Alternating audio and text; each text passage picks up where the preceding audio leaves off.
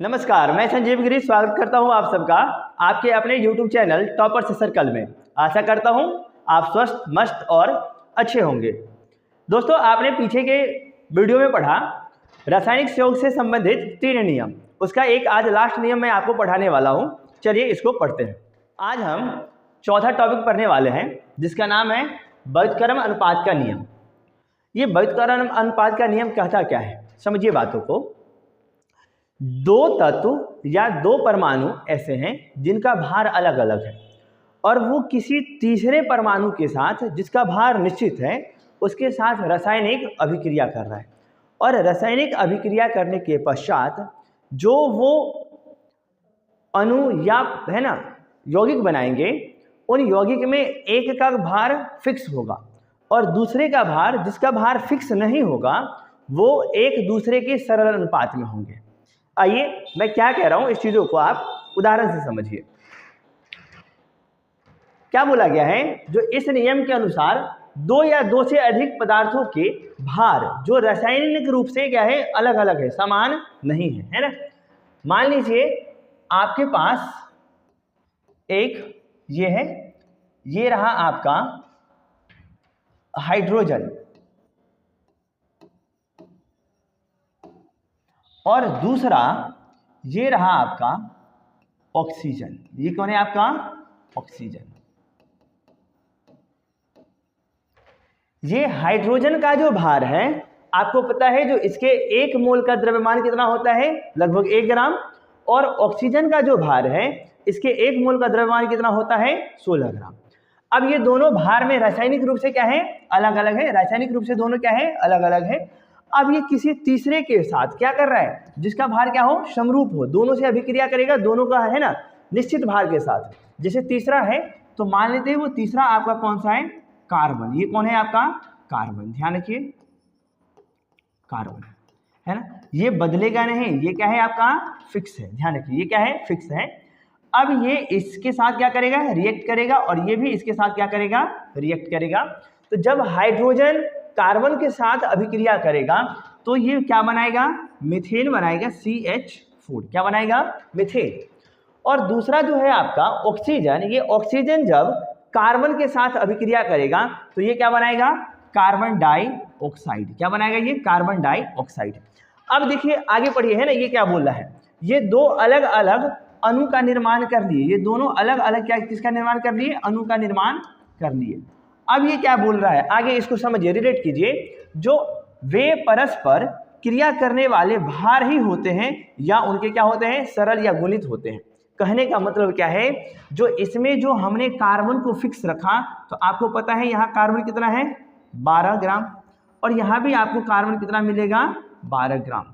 इसके अलावा जो फिक्स नहीं है वो क्या है आपका हाइड्रोजन, और क्या है इधर ऑक्सीजन। अब इस हाइड्रोजन का द्रव्यमान आपको पता है, जो एक हाइड्रोजन का द्रव्यमान 1 ग्राम, तो 4 हाइड्रोजन का द्रव्यमान कितना होगा, 4 ग्राम। और इधर एक ऑक्सीजन का द्रव्यमान जब 16 ग्राम, तो 2 ऑक्सीजन का कितना होगा, 32 ग्राम। ठीक है, 2 का 32 ग्राम। अब इस दोनों को आप यदि अनुपात में बदले तो ये कितना हो जाएगा, तो ये हो जाएगा 1:8। कितना हो जाएगा ये, 1:8। मतलब ये सरल अनुपात में क्या हो गया, बदल गया। अब इससे इसको और सरल नहीं किया जा सकता, समझे। अब देखिए इसका नेक्स्ट लॉजिक क्या कह रहा है, जब ये हाइड्रोजन और ऑक्सीजन आपस में क्रिया करेंगे, जब ये हाइड्रोजन और ऑक्सीजन आपस में क्या करेंगे, क्रिया करेंगे, तो ये क्या बनेगा, ये बनेगा H2O। क्या बनेगा, H2O।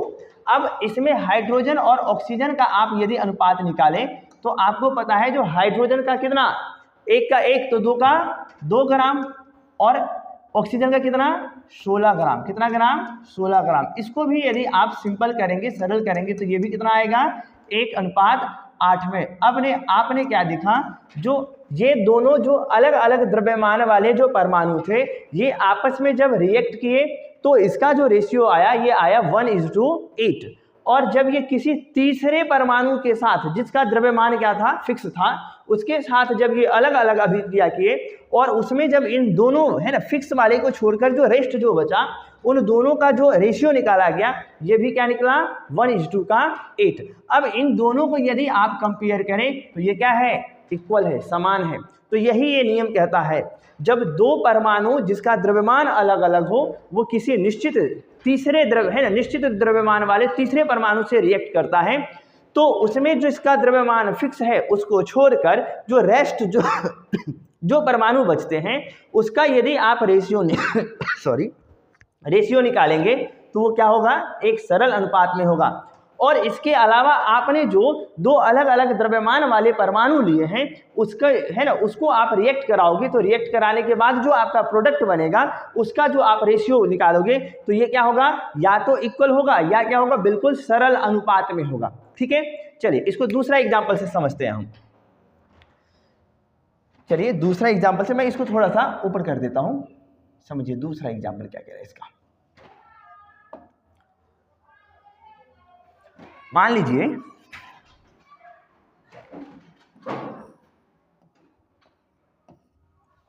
ये एक और दूसरा ये एक है ना, इसका नाम चुन्नू। आप सब में से यदि किसी का नाम चुन्नू हो तो बुरा मत मानना, इसका नाम चुन्नू और इसका नाम मुन्नी। क्या है, मुन्नी। दोनों चले गुलछर्रे उड़ाने।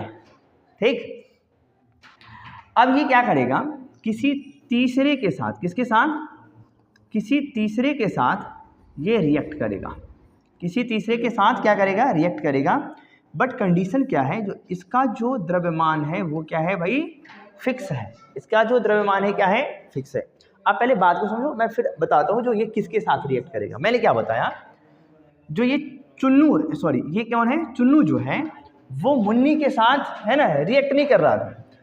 चुन्नू जो है ये जो है कोई इसके साथ रिएक्ट कर रहा है, मान लीजिए ये एनीबॉडी कोई भी हो सकता है, और ये जो मुन्नी है ये भी इसी के साथ रिएक्ट कर रही है। अब ये जब है इसके साथ रिएक्ट करेगा तो कुछ ना कुछ एक प्रोडक्ट बनाएगा।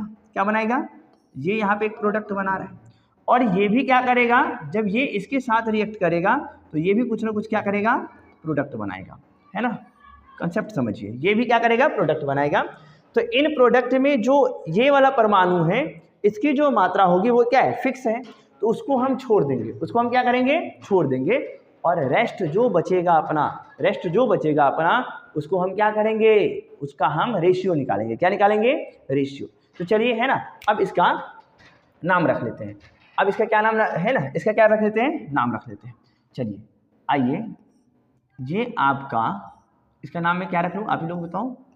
चलिए मैं इसका नाम रख लेता हूँ नाइट्रोजन, है ना। ये क्या है आपका, नाइट्रोजन, और ये क्या है आपका, ऑक्सीजन। क्या है आपका, ऑक्सीजन।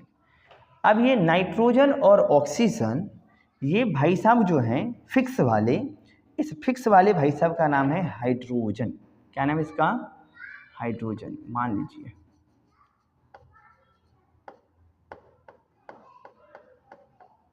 ठीक है, एक मिनट।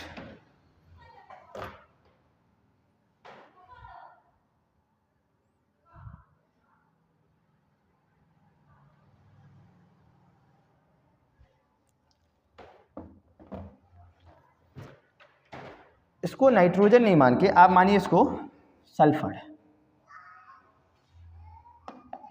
इसको क्या मानिए आप, सल्फर। ठीक है, अब ये भाई साहब अभिक्रिया करेगा हाइड्रोजन के साथ। किसके साथ, हाइड्रोजन के साथ।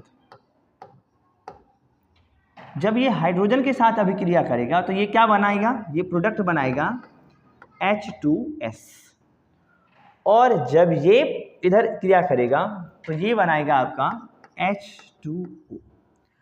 अब आप क्या देख रहे हैं, जो यहाँ पे जो ये हाइड्रोजन है और यहाँ पे जो हाइड्रोजन है दोनों की मात्रा क्या है, फिक्स है। ये क्या है आपका, फिक्स्ड है। ये बदल रहा है क्या, नहीं, इसमें कोई चेंजेज नहीं आ रहा। लेकिन रेस्ट जो आपका क्या बचा, ये यहाँ पे सल्फर और ये क्या बचा, ऑक्सीजन। तो सल्फर का द्रव्यमान आपको पता है 32 ग्राम होता है। कितना ग्राम होता है, और ऑक्सीजन का पता है आपको 16 ग्राम होता है। कितना ग्राम होता है, 16। इसको यदि आप क्या करोगे, सरल करोगे तो ये आ जाएगा 2:1। बात समझ में? कितना आएगा? 2:1। अब चलिए इसको अभिक्रिया कराते हैं। इसको क्या करेंगे? अभिक्रिया कराएंगे। तो अभिक्रिया कराने के बाद ये क्या बनेगा आपका? SO2। क्या बन जाएगा? SO2। तो सल्फर का द्रव्यमान आपको पता है जो 32 ग्राम और 2 ऑक्सीजन का भी कितना होगा? 32 ग्राम। इसको यदि आप काट दोगे तो काटने के बाद ये क्या आएगा? 1:1। अब देखिए यहाँ पे इसका अनुपात क्या है? 2:1 और इसका अनुपात क्या आया? 1:1। अब देखिए आपने डिफिनेशन में क्या लिखवाया है ना, लिखा है यहाँ पे जो ये गुणित होते हैं। गुणित कहने का मतलब इससे इसको आप क्या कर दीजिए? ये वो सरल संख्या से गुना कर दीजिए जो एक दूसरे के क्या हो जाए? बराबर हो जाए। तो आप इसको क्या कर दोगे? 2 से गुना कर दोगे, है ना? तो ये क्या हो जाएगा? इक्वल हो जाएगा, बराबर हो जाएगा।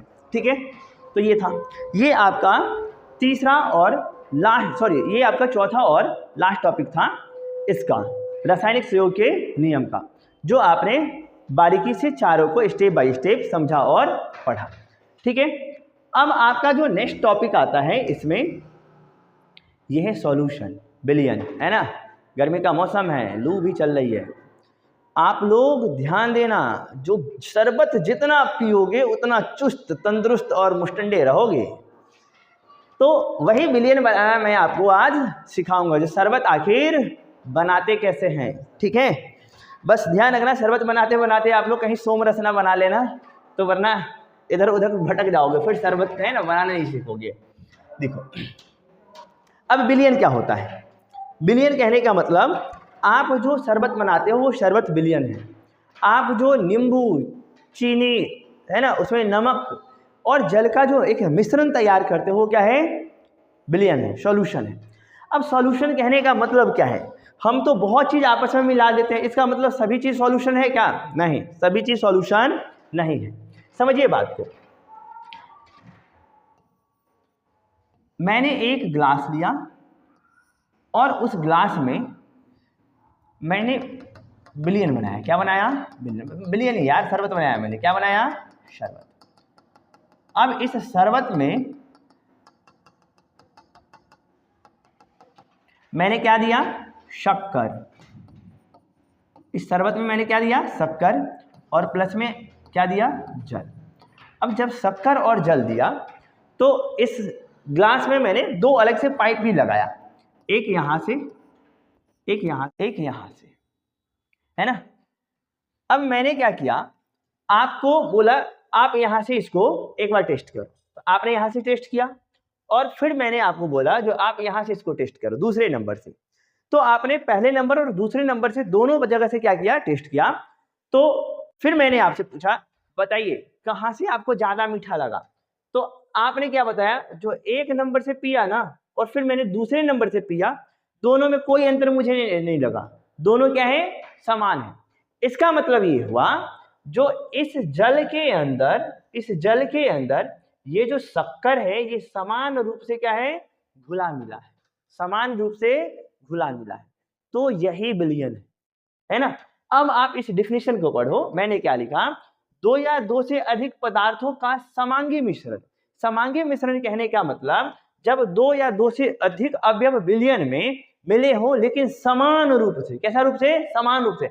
ऐसा नहीं है जो यहाँ पे चीनी ज्यादा आ गया, शक्कर ज्यादा आ गया, यहाँ पे कम आ गया, है ना, तो वो समान है ना रूप से नहीं मिला, तो उसको हम विलयन ही बोलेंगे।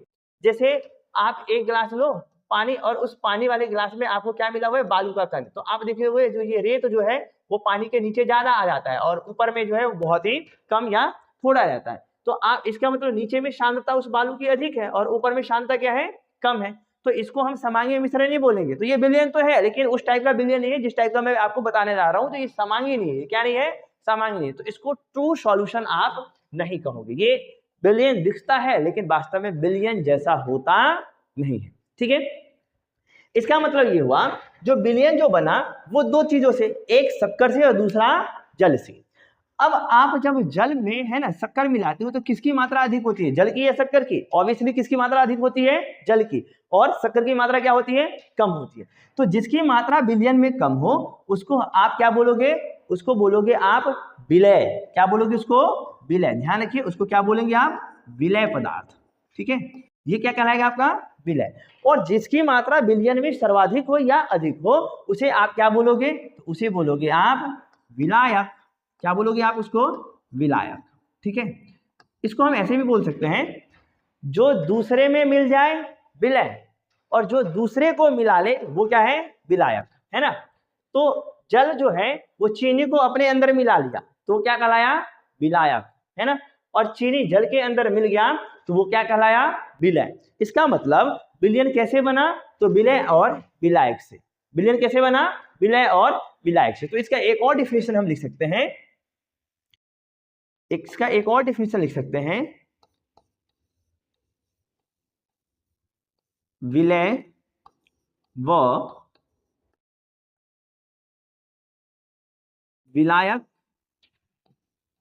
से बने समांगी मिश्रण को, बने समांगी मिश्रण को क्या कहते हैं? विलयन कहते हैं। क्या कहते हैं? सॉरी, मिश्रण को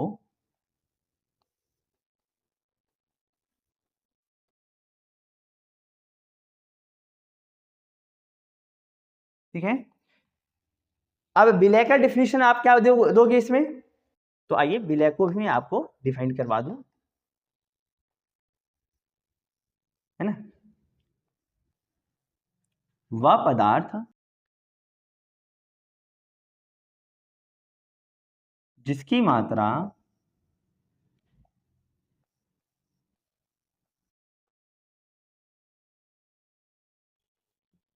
विलयन में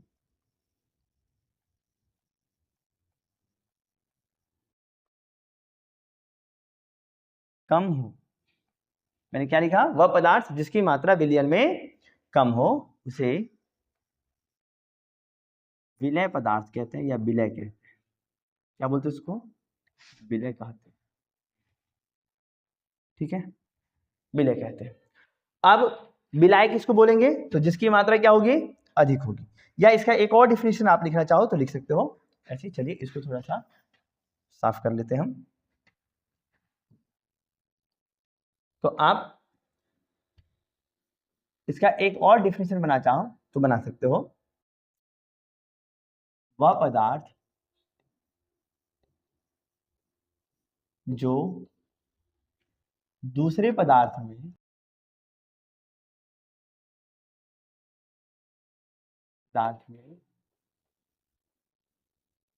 पूर्णतः, है ना, घुल जाता है उसे क्या बोलते हैं? उसको विलय कहते हैं। उसे अर्थात क्या? जो जिसकी भौतिक अवस्था विलयन में जाते ही क्या हो जाती हो? समाप्त हो जाती हो। आपने क्या देखा? जो जब भी हम शरबत बनाते हैं तो चीनी डालते हैं तो वो किस अवस्था में होता है? ठोस अवस्था में। किस अवस्था में? ठोस अवस्था में। जैसे ही आप उसको जल के अंदर डालें, ग्लास के अंदर डालें, धीरे धीरे घुलना शुरू हो जाता है और ठोस से गायब हो जाता है। पता ही नहीं चलता जो चीनी गया था। इसका मतलब उसकी भौतिक स्थिति क्या हो गई? समाप्त हो गई, है ना। तो ये चीज ठीक। चलिए अब आप जब शरबत बना रहे हो, क्या बना रहे हो? शरबत, ध्यान रखिएगा, शरबत। तो शरबत बनाते हो तो शरबत बनाते समय, है ना, आपने क्या लिया? चीनी। और दूसरा आपने क्या लिया? जल। तो चीनी की मात्रा कम है तो ये क्या कहलाएगी? आपका विलय। और इसकी मात्रा अधिक है तो ये क्या कहलाएगा? आपका विलायक। क्या कहलाएगा? आपका विलायक। ठीक है। अब दूसरा इसको डिफाइंड यदि मैं करूं तो इसको क्या बोल सकता हूं?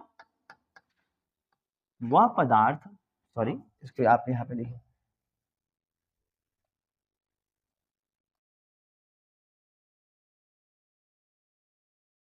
वह पदार्थ जिसकी मात्रा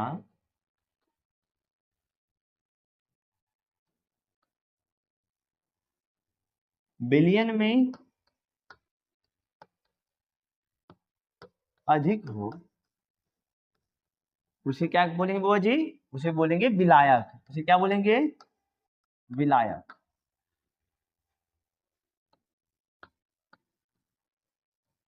या या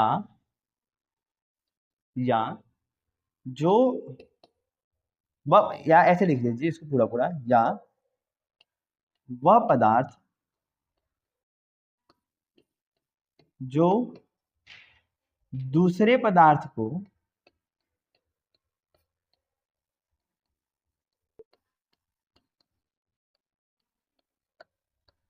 अपने में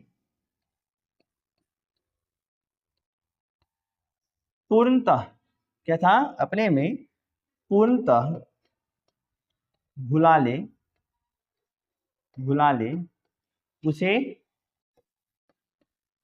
उसे क्या कहोगे आप, तो उसे कहोगे विलायक।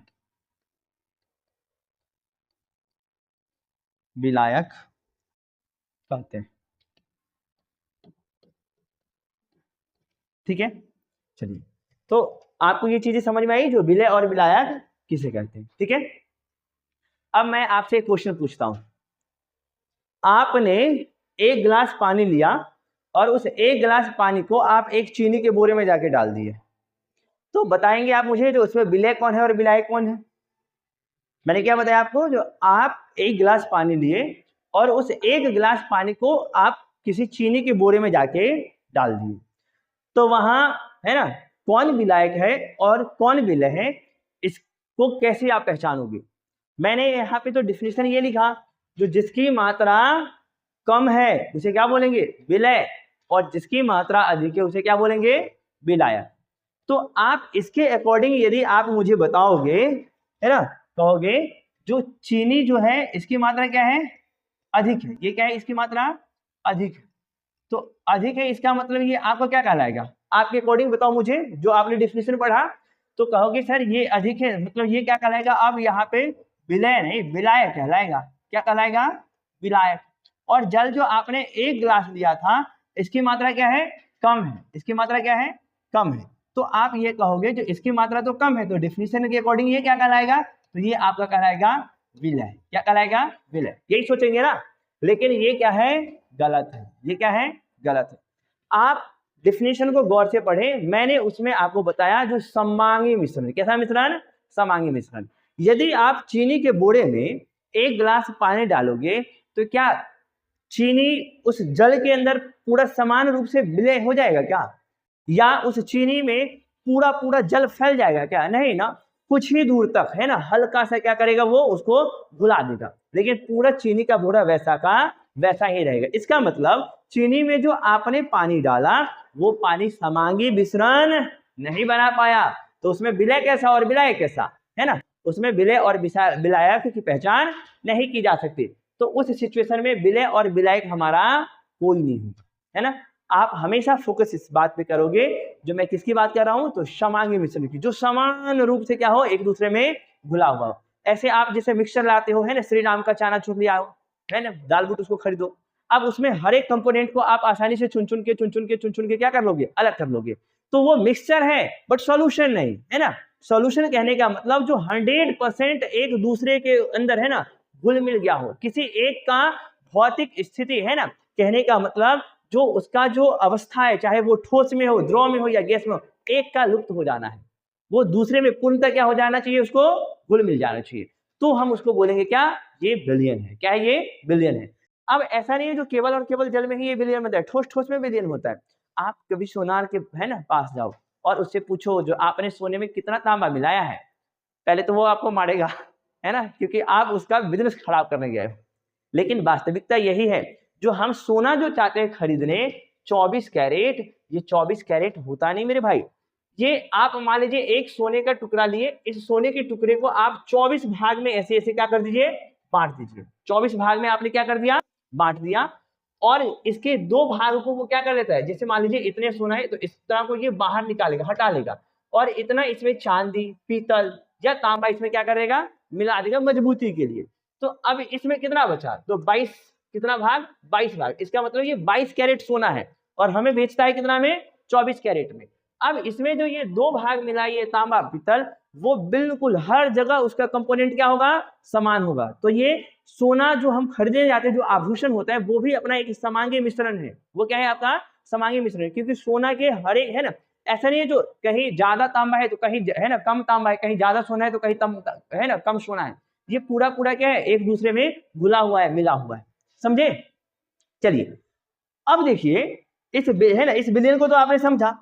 अब आपके सामने जो शरबत था, उस शरबत में मैं आपसे पूछूं जो आपने कितना चीनी मिलाया, है ना, आपने कितना चीनी मिलाया। तो मैं तो आपसे ग्राम में पूछने वाला नहीं हूं, क्योंकि मैंने पूरे चैप्टर में आपको क्या पढ़ाया, मोल। क्या पढ़ाया मैंने? मोल। तो मैं आपसे पूछूंगा जो कितना मोल है, क्या है, कितना मोल है। अब देखिए मेरी बात को समझिए, आपने इस ग्लास में चीनी है ना शरबत बनाया, और इस शरबत बनाने में आपने दो चीजें इस्तेमाल की। एक आपका क्या है, जल, और दूसरा आपका क्या है, चीनी। अब आपने जल, मान लेता हूं मैं, जो आपने जल लिया 250 ml, कितना लिया, 250 ml, और उसमें आपने चीनी कितना मिलाया, 50 ग्राम। कितना? चीनी 50 ग्राम। अब मैं आपसे पूछूंगा, जो बताइए इस शरबत में आपने कितना मोल चीनी मिलाया है। मैं क्या पूछूंगा आपसे, बताइए इस शरबत में आपने कितना मोल चीनी मिलाया है। अब इस मोल को, है ना, मोल तो आप निकालना सीख ही चुके हो, लेकिन यहां पर मैंने आपको जो बताया वो क्या बताया, जो ये दो प्रकार है ना, ठोस में भी हो सकता है, द्रव में भी हो सकता है, और गैस में भी ये विलयन हो सकता है। तो जब हम द्रव की बात करेंगे, ध्यान रखिएगा, जब हम द्रव की बात करेंगे तब यहां पर हम एक शब्द यूज करेंगे जिसका नाम है मोलरता। क्या नाम है इसका? मोलरता, अर्थात मोलारिटी। क्या बोलते हैं इसको? ध्यान रखिएगा। और जब भी मैं, जैसे मैंने आपको सोना की बात की, यहाँ पे जो ये सोना है और इस सोने में हमने इतना तांबा मिला दिया, तो आप इसको 250 ग्राम मान लेते, तो 250 ग्राम में आपने कुछ सोना मिलाया है ना, 25 ग्राम मिला दिया मान के चलो, तो यहाँ पे ये क्या हो गया, केजी या ग्राम में जब बात आ जाएगी, ठोस की बात आ जाएगी, वहां पे जो हम इसका मोल निकालेंगे, उस मोल को निकालने के लिए वहां पे जो हम शब्द यूज करेंगे, उस शब्द का नाम क्या है, मोललता। है ना? बड़ा ध्यान से इस शब्द को यूज कीजिएगा, क्योंकि ये मोललता और मोलरता मिलता जुलता है। मोललता और मोलरता मिलता जुलता है, इसको बोलते हैं हम मोलालिटी। क्या बोलते हैं इसको हम? Sorry, molality. ठीक है, मोलालिटी। अब इसको मेजर करने के लिए हमें कुछ ना कुछ तो चाहिए ना। जैसे आप टाइम को मेजर करते हो तो आप 1 सेकंड में मेजर कर लेते हो, है ना, लंबाई को मेजर करते हो तो मीटर में मेजर कर लेते हो। तो अब इस मोललता को जो हम मेजर करेंगे तो हम कितना में मेजर करेंगे, तो हम पर लीटर में मेजर करेंगे। किस चीज में? पर लीटर में। अब इसका कहने का, पर लीटर कहने का मतलब क्या है, जो कोई आपके पास सॉल्यूशन है जिसकी मात्रा कितनी है, आयतन कितना है, 1 लीटर, आयतन कितना है, 1 लीटर, और उस 1 लीटर आयतन में जितना विलय की मात्रा घुली होगी वही उसका क्या कहलाएगा, वो कहलाएगा उसका मोलरता। वो क्या कहलाएगा? मोलरता। इसका मतलब 1 लीटर बिलियन में घुले हुए विलय के मोलों की संख्या, 1 लीटर बिलियन में घुले हुए विलय के मोलों की संख्या को आप क्या कहोगे, तो आप कहोगे मोलरता। क्या बोलोगे आप? मोलरता। ध्यान रखिएगा। अब दूसरा मैंने क्या बताया, जो ये केजी है, तो बस लीटर को आपको किसमें कन्वर्ट कर देना है, केजी में। 1 केजी किसमें, 1 केजी बिलियन में घुले हुए विलय के मोलों की संख्या को क्या बोलेंगे, तो आप बोलोगे उसको मोलरता। क्या बोलोगे आप? मोलरता। जब भी केजी की बात आएगी, जब भी किसकी बात आएगी, केजी की, तो आप वहां पे यूज करोगे मोलरता का। और जब भी है ना लीटर की बात आएगी तो आप वहां पे यूज करोगे किसका, किसका? मोलरता का। तो ये मोलरता और ये मोललता थोड़ा सा बस है ना मिलता जुलता शब्द है। कहावत है ना, बतबा between same same difference is तन का मन का, तो वही वाली बात है ये, है ना। बात तो सेम सेम है, बस थोड़ा थोड़ा क्या है, डिफरेंस है। ठीक है, तो चलिए इसको डिफाइन कर लेते हैं हम। तो इसका डिफिनेशन यदि आप लिखोगे किसका,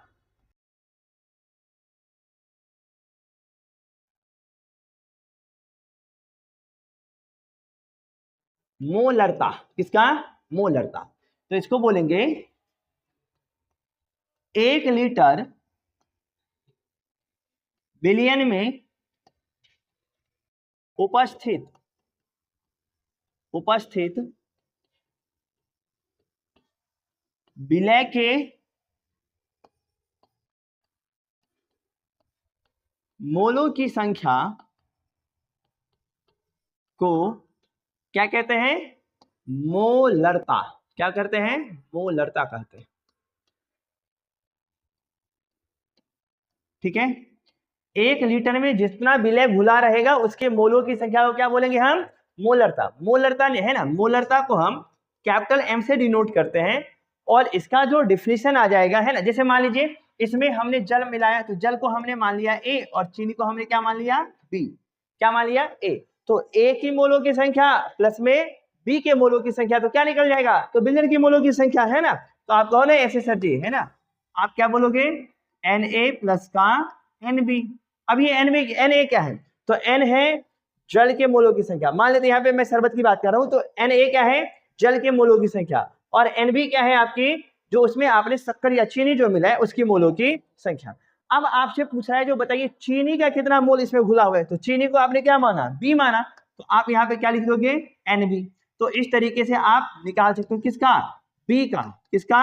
B का, है ना, जो कितना मोल उसमें घुला हुआ है। अगर A की बात करें तो हम इसमें बस यहाँ पे क्या लगा देंगे? A। और यहाँ पे NB की जगह Na और प्लस में क्या लिखेंगे? Na plus NB। Na plus NB। यदि विलय के लिए पूछे और विलय के लिए पूछे तो किसी भी कंडीशन में हम यहां से क्या निकाल सकते हैं? तो उसका मोलरता निकाल सकते हैं। ठीक है, अब आपसे पूछेगा दूसरा क्या है? मोललता। क्या है आपका? मोललता। तो मोललता को भी हम आसानी से डिफाइन करेंगे। आइए, क्या ये मोललता है ना, ये ललता कहाँ छुपा हुआ है देख रहे हो आप? ये आपको मिलेगी है ना। आइए ललता जी मिलिए इनसे। मोललता तो ये भैया केजी में छुपा हुआ है। किसमें? केजी में। तो इसका मतलब 1 केजी बिलियन में, किसमें? 1 केजी बिलियन में उपस्थित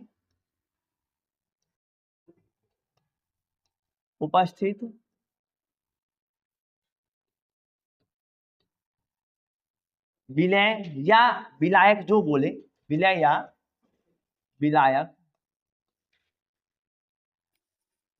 के मोलों की संख्या को क्या कहते हैं? मोललता।